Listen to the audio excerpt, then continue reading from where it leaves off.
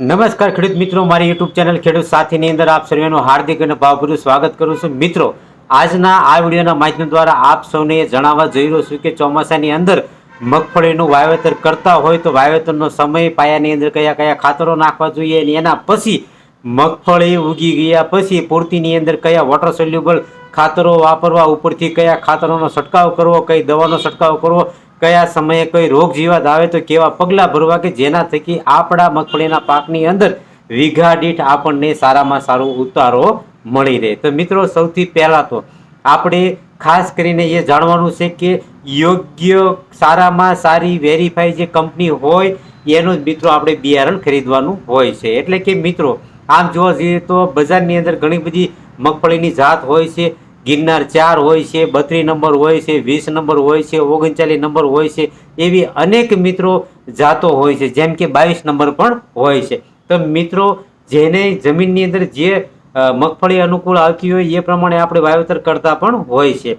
અને અંદાજિત જોવા જઈએ તો લગભગ 20 થી 22 યા તો 23 કિલો સુધી પ્રતિ વીઘે વાવેતર થતું હોય છે. મિત્રો, તો આપને એ પણ જણાવવા જાઉં છું કે સૌથી પહેલાં તો મિત્રો આપણે મગફળીનું જો વાવેતર કરતા હોઈએ તો મગફળીનો સમયગાળો થોડો ઘણો જાણીએ. એટલે કે જૂનથી લઈને જુલાઈ સુધીમાં મિત્રો મગફળીનું વાવેતર થતું હોય છે.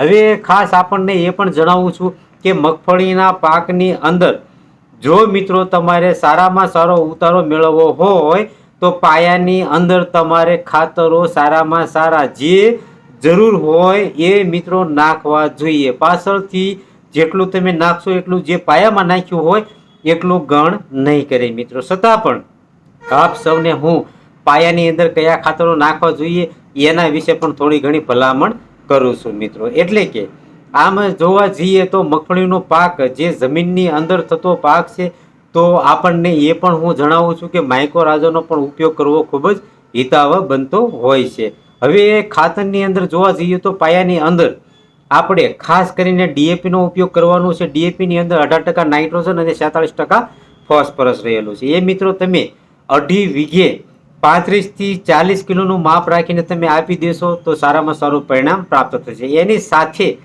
ફાડા ડાળ એટલે કે ફાડા સલ્ફર તમે 12 કિલો લેખે આપશો તો પણ સારામાં સારું પરિણામ પ્રાપ્ત થશે. અને એ બંને સાથે જો શક્ય હોય તો એરંડીનો ખોળ અથવા તો મિક્સ ખોળ મિત્રો આપણે આપવાનો છે, એ પણ 35 કિલો લેખે. હવે જ્યારે આ પાયાની અંદર તમે ડીએપી, એરંડી ખોળ અને એની સાથે ફાડા દેતા હોય તો મિત્રો ખાસ કરીને મગફળી એવો પાક છે કે જેની અંદર ફેરસની ઉણપ આવતી હોય છે. તો 2.5 વીઘે આપણે પાયાની અંદર ફેરસ 10 કિલો લેખે નાખવાનું છે. એટલે મિત્રો આપણો પાયો મજબૂત થઈ જશે.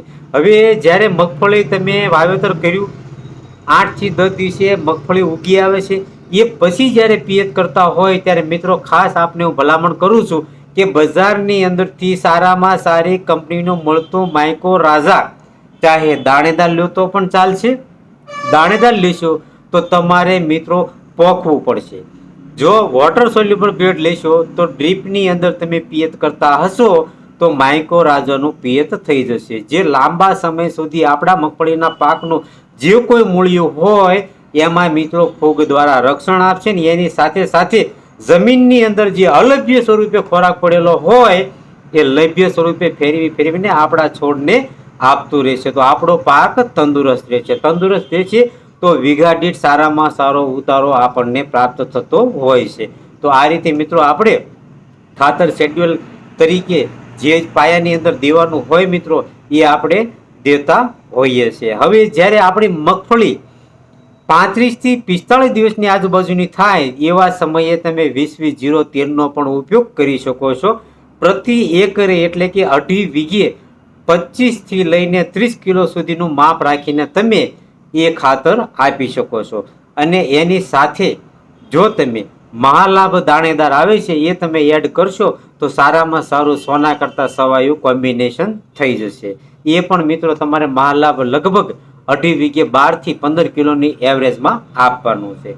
હવે જ્યારે મગફળી 55 થી લઈને 65 દિવસની થાય એવા સમયે આપણે ખાતર દેવાનું હોય તો ખાસ કરીને મિત્રો જે ટ્રાઇકોડર્મા આવે છે એનો તમે જો ઉપયોગ કરશો અને એની સાથે સાથે સ્યુડોમોનાસ એનો ઉપયોગ કરશો તો મગફળીની અંદર આપણું ઉત્પાદન વધી શકે છે મિત્રો. એટલે કે ટ્રાયકોડર્મા અને સ્યુડોમોનાસ 2.5 વીઘે 1 કિલો આપો તો પણ ચાલશે ને 2 કિલો આપશો તો પણ મિત્રો સારામાં સારું પરિણામ પ્રાપ્ત થશે. અને છેલ્લે 75 થી લઈને 85 દિવસની આપણી મગફળી થાય એવા સમયે મિત્રો આપણે ખાસ કરીને કેલ્શિયમ નાઇટ્રેટ અને એની સાથે સુપર દાણેદાર જે મિત્રો આવે છે એ તમે 2.5 વીઘે 15 કિલો કેલ્શિયમ નાઇટ્રેટ અને જે દાણેદાર સુપર આવે છે એ પણ મિત્રો તમે 25 કિલોનું માપ રાખશો 2.5 વીઘે. આ બંને કોમ્બિનેશન એ સમય એટલે કે 75 થી 85 દિવસે તો સારામાં સારું પરિણામ પ્રાપ્ત થશે. હવે મિત્રો હવે મગફળીમાં આવતા અમુક રોગો વિશે થોડી ઘણી ચર્ચા કરીએ.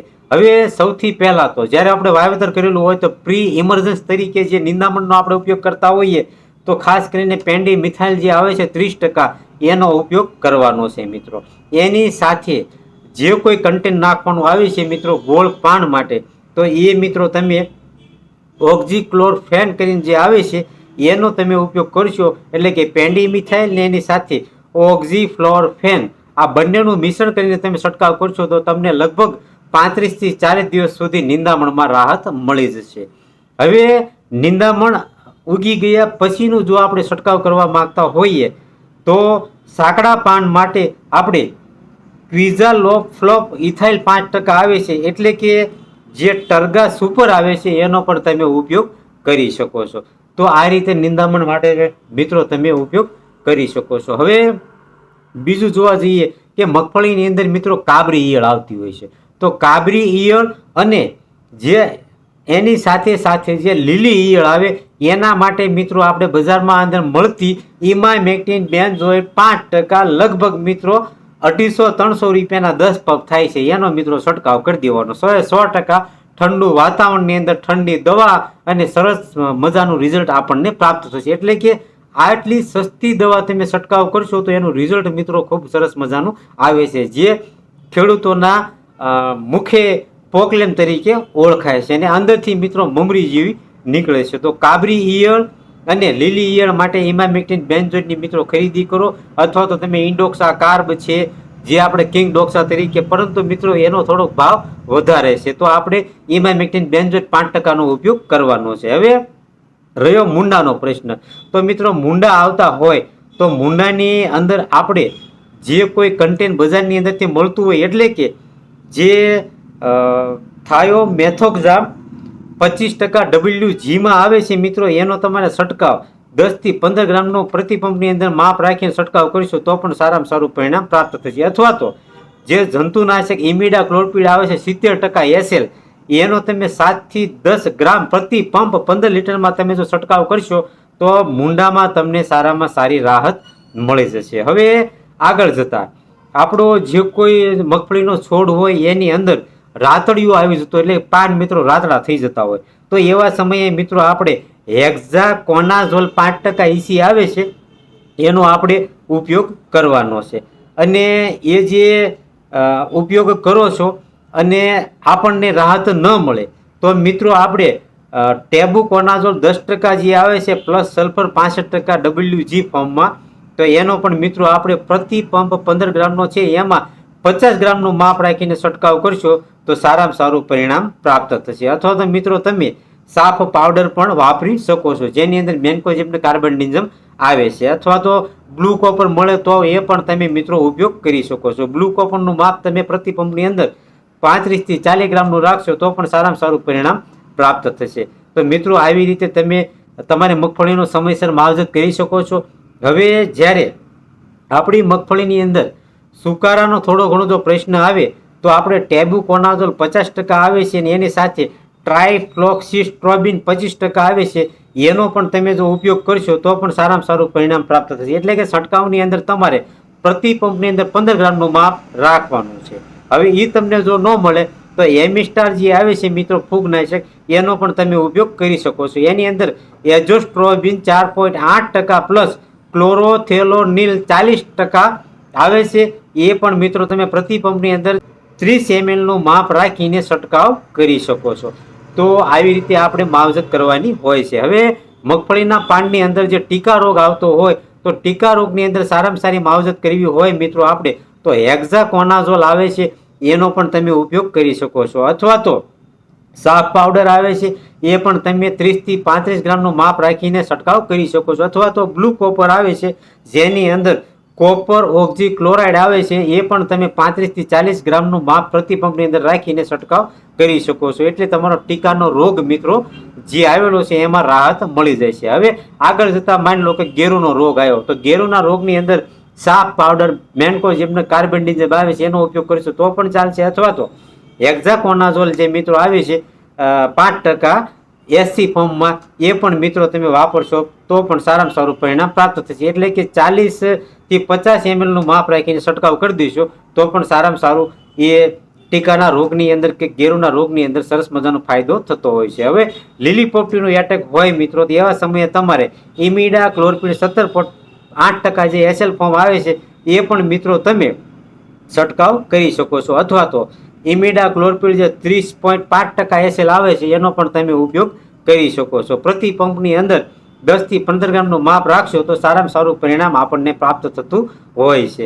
હવે જ્યારે મગફળીના પાકની અંદર જો ગળો તમને જોવા મળતો હોય તો એવા સમયે તમારે ઇમિડા ક્લોરપિડ 17.8% નો ઉપયોગ કરવાનો છે. અથવા તો ઇમિડા ક્લોરપિડ જે 30.5% આવે છે એ પણ તમે પ્રતિ પંપની અંદર 10 થી 15 ગ્રામનું માપ રાખીને છંટકાવ કરી શકો છો મિત્રો. હવે આગળ જતા જો સફેદ ફૂગ આવી તો એવા સમયે આપણે જો આપણા મગફળીના પાકની જો માવજત કરવા માંગતા હોય તો ખાસ કરીને મિત્રો આપણે ટેબુકોનાઝોલ આવે છે 25.9% EC એનો તમે ઉપયોગ કરશો. પ્રતિ પંપની અંદર 25 મિલીનું માપ રાખીને છંટકાવ કરી દઈશો તોય પણ સારામાં સારું પરિણામ પ્રાપ્ત થશે. અથવા તો તમે જે ટેબુકોનાઝોલ આવે છે 10%ની એની સાથે સલ્ફર 65% WG ફોર્મમાં આવે છે એનો પણ તમે જો 50 ગ્રામ પ્રતિ પંપની અંદર છંટકાવ કરી દઈશો તો પણ સારામાં સારું પરિણામ પ્રાપ્ત થશે. તો મિત્રો આવી રીતે જ્યારે મગફળીના પાકની અંદર રોગ જીવાત આવતો હોય ત્યારે મિત્રો તમારે ખાસ કરીને માવજત કરવાની છે. હવે એની સાથે સાથે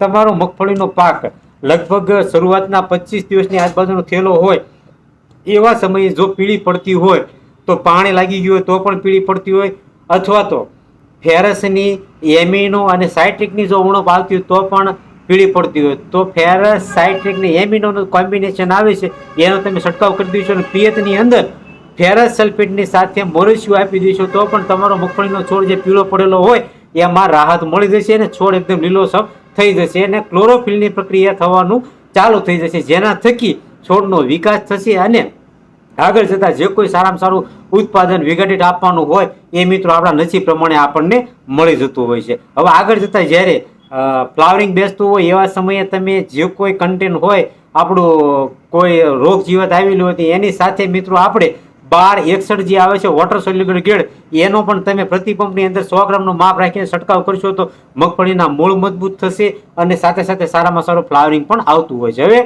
જ્યારે આપણી મગફળીની અંદર સોયા બેસીને જે મગફળી બેસતી હોય એવા સમયે મિત્રો આપણે 05234 નો પણ તમે જે કોઈ રોગ જીવાતનો છંટકાવ કરતા હોય, કુણેપનો હોય કે થ્રીપ્સનો હોય કે લીલી પોપટીનો હોય કે સફેદ માખીનો હોય કે ગળો આવેલો હોય કે પાન ઉપર બળિયા ટપકા કે કોઈ પણ રોગ હોય ત્યારે મિત્રો આપણે જે મેં તમને 05234 જણાવ્યું એ પણ તમે પ્રતિ પંપની અંદર 80 થી 100 ગ્રામનું માપ રાખીને છંટકાવ કરશો તો સારામાં સારું પરિણામ પ્રાપ્ત થશે. પરંતુ માઇક્રોરાઝા દેવાનું ભૂલવાનું નથી.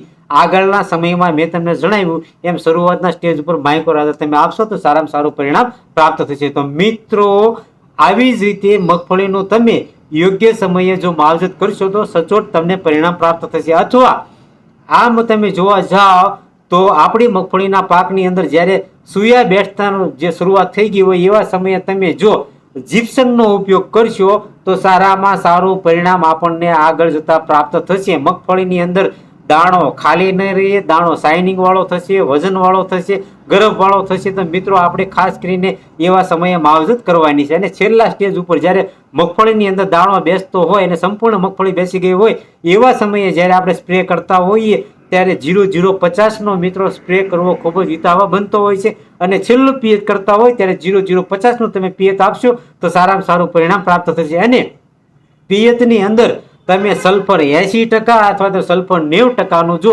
1 વીઘા દીઠ 1 કિલોનું તમે માપ રાખીને પિયત આપશો તો મિત્રો તમારું જે મગફળીનો દાણો છે એની અંદર તેલની ટકાવારી વધશે અને ઉપરથી મિત્રો તેલની ટકાવારી વધતા એનો વજન વધશે અને મીઠાશ વધશે તો બજારની અંદર મુકતા વેચ આપણને સારામાં સારું ભાવ મળશે। તો મિત્રો આવી અવનવી માહિતી મેળવવા માટે મારી યુટ્યુબ ચેનલ ખેડૂત સાથીને તમે સબસ્ક્રાઇબ કરો, લાઈક કરો કે જેના થકી હું આપને ઓછા ખર્ચે સારામાં સારો વીઘા દીઠ ઉતારો અપાવી શકું। મિત્રો હસતું।